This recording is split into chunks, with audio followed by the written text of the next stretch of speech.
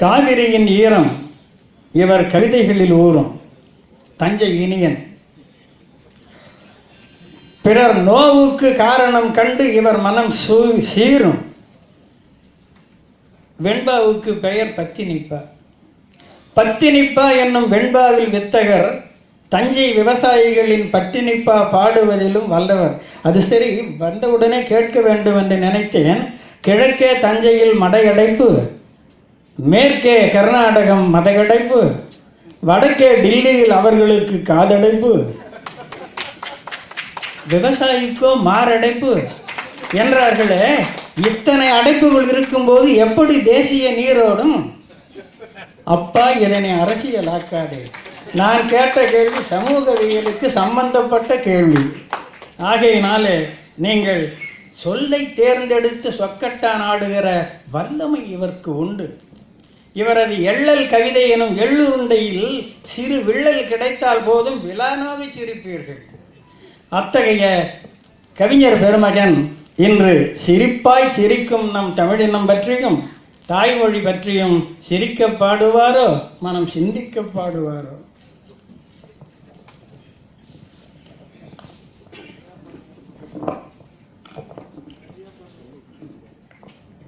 தலைவருக்கு வணக்கம். அணையடைப்பு, கதவடைப்பு என்று 1000 அடைப்புகள் சொன்னீர்கள். அத்தனைக்கும் காரணம் அரசியல்வாதிகளின் வாயடைப்பு என்பதனால்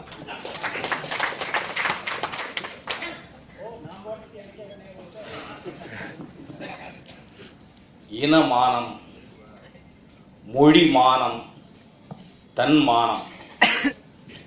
இனமானம், மொழிமானம், தன்மானம், தமிழனின் பிற மானம் எல்லாம், தமிழனின் பிற மானம் எல்லாம் பதவி பிரமாணத்தில் அடகு வைக்கப்பட்ட இந்த தருணத்தில்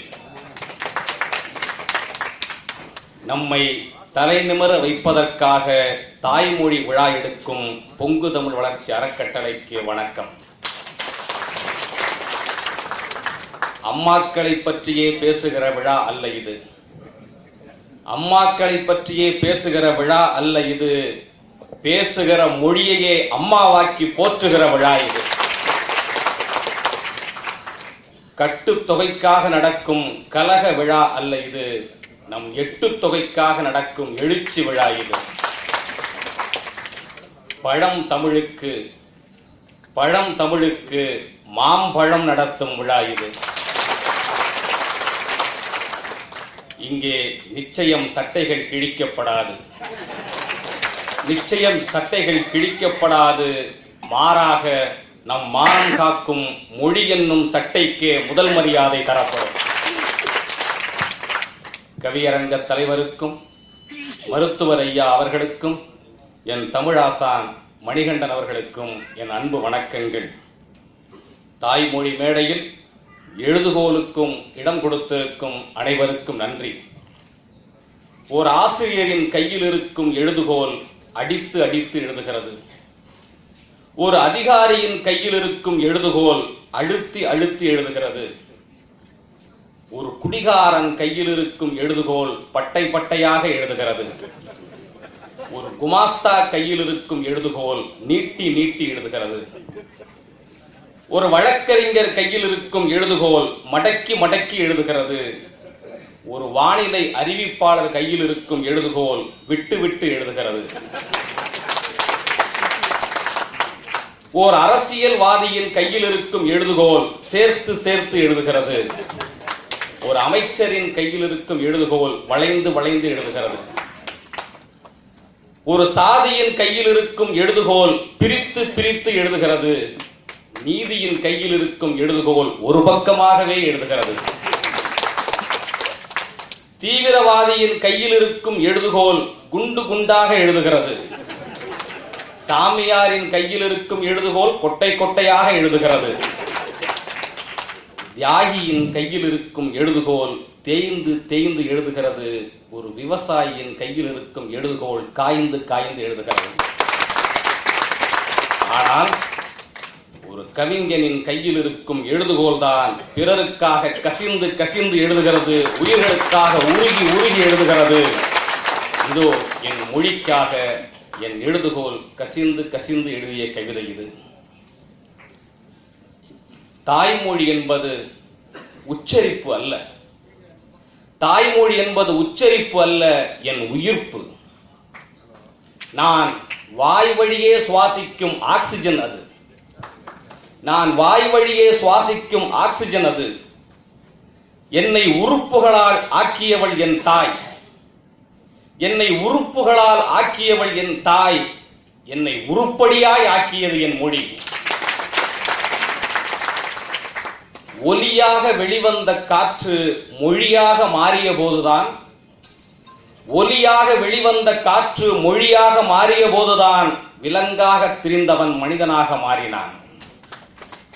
அன்று விலங்காக திரிந்தவனை மனிதனாக மாற்றியது மொழி. இன்று மொழிகளின் கைகளிலேயே விலங்குகளை மாட்டுகிறான் மனிதன். ஆங்கில பள்ளிகளில் நம் அரும்புகளை சேர்க்கும் விண்ணப்பத்தில், ஆங்கில பள்ளிகளில் நம் அரும்புகளை சேர்க்கும் விண்ணப்பத்தில் எழுதுகிறோம் தாய்மொழி தமிழ் என்று. நம் பள்ளி குழந்தைகளின் பற்கள் மட்டுமல்ல, நாக்குகளும் வெள்ளையாகிவிட்டன. வெள்ளை சாக்கட்டிகள் கரும் பலகைகளை காலி செய்து விட்டன. நிலா நிலா என்று நில்லாமல் ஓடி வந்த நிலாவை டிவிங்கிள் டிவிங்கிள் லிட்டில் ஸ்டார்கள் தின்று விட்டன. அனைத்து உறவையும் அரிச்சுவடியில் சொல்லித் தரும் எம் தமிழ், அனைத்து உறவுகளையும் அரிச்சுவடியிலேயே சொல்லித் தரும் என் தமிழ். ஆ அம்மா என மனித உறவையும், ஆ ஆடு என்று விலங்குகளோடு உறவையும், ஈ இலை என்று தாவரங்களோடு உறவையும், ஈ ஈ என பறவைகளோடு உறவையும் ஆரம்ப வகுப்பிலேயே அறிமுகப்படுத்தும் என் தமிழ். மலர்களின் தமிழ் பெயர்கள், மரங்களின் தமிழ் பெயர்கள், பறவைகளின் தமிழ் பெயர்கள், விலங்குகளின் தமிழ் பெயர்கள் அறியாது நம் தமிழ் மண்ணில் விளையும் பயிர்கள். வியாழக்கிழமை காலை 10:30 மணிக்கு என்று சொன்னால் விளங்குகிறதா நம் பிள்ளைகளுக்கு? வியாழக்கிழமை காலை 10:30 மணிக்கு என்று சொன்னால் விளங்குகிறதா நம் பிள்ளைகளுக்கு? Thursday morning 10:30 என்றால் தானே புரியும் நம் குழந்தைகளுக்கு. ஆங்கில பள்ளி ஆசிரியர்களுக்கு மிஸ் என்று ஏன் பெயர் தெரியுமா? பள்ளிகளில் நம் தாய்மொழியை பேசவும் விடாமல் மிஸ் செய்கிற காரணத்தினால் தான் அவர்களுக்கு மிஸ் என்று பெயர். கொதிக்கின்ற தண்ணீர் வாயில் ஆனது, கொடுக்கின்ற நிலமோ சாயில் ஆனது, கூந்தலில் எண்ணெயும் ஆயில் ஆனது. இப்படித்தான் நம் கோலத்தமிழின் ஆயுள் போனது. பற்பசை இல்லை பேஸ்ட் என்பான், பதார்த்தத்தின் சுவையை டேஸ்ட் என்பான், பழகினால் என்ன கேஸ்ட் என்பான், பைந்தமிழ் படி என்றால் வேஸ்ட் என்பான். செய்தித்தாள் என்ன பேப்பரா, செப்பு கம்பி கூட காப்பரா, செயற்கரிய செய்துவிட்டால் சூப்பரா, அன்னை தமிழ் என்ன ஆங்கிலத்துக்கு ஆஃபரா? தாய்மொழியாக இருக்கும் தமிழே நம் செய்கையின் மொழியாய் இருக்கவில்லை. தாய்மொழியாக இருக்கும் தமிழே நம் செய்கையின் மொழியாக இருக்கவில்லை. அந்நிய மொழியை சுமந்து திரிகிறோம், நம் நாக்கினில் கூட நரம்பில்லை. இல்லமெங்கும் தமிழ் எடுத்து கோலம் போடுவோம், நம் இருதயத்தை தமிழில் கழுவி காய போடுவோம். தமிழிலேயே உரையாடி, தமிழிலேயே விளையாடி, தமிழிலேயே மனைவிக்கு தலை கோதுவோம். தமிழிலேயே உரையாடி, தமிழிலேயே விளையாடி, தமிழிலேயே மனைவிக்கு தலை கோதுவோம். தமிழிலேயே குழல் சீவி, தமிழிலேயே மலர் சூடி, தமிழச்சியை கூட உலக அழகியாக்குவோம்.